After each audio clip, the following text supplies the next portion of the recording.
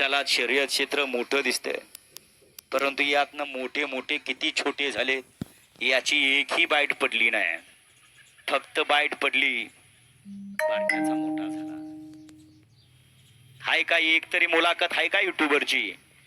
ज्याच्या घरी 25 एकर जमीन होती आता तो 2 एकर वर आलाय. हाय का एक तरी बाईट आहे का? ज्याच्या पायात कोल्हापुरी चप्पल होती आता चप्पल घालत नाही अशी एक तरी बाईट आहे का?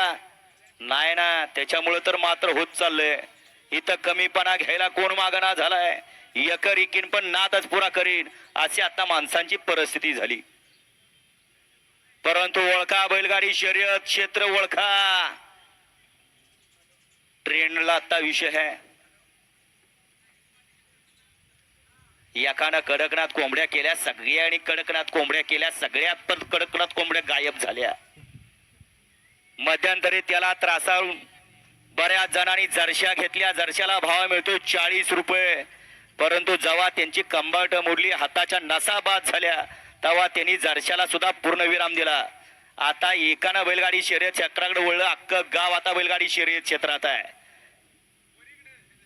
वाटतोय तेवढा हा खेळ सोपा नाही. अभ्यास करा. नुसता अभ्यास करू नका. प्रॅक्टिकली त्यात काय आहे काय नाही ते पहा. नावासाठी पैसा मोकार वाया घालवू नका.